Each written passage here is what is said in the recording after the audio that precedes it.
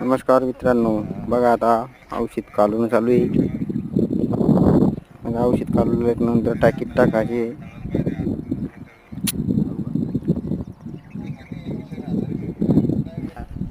पहा आता टाकणं काढून लावलं. मिक्स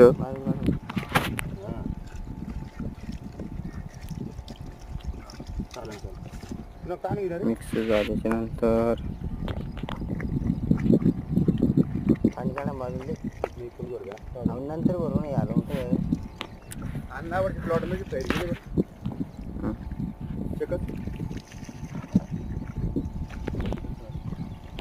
कालवण चालू आहे. पहा आता तर झालं कालवण चाललं. टाकीत टाकल्याच्या नंतर काय मोटर चालू करून दिली टाकी.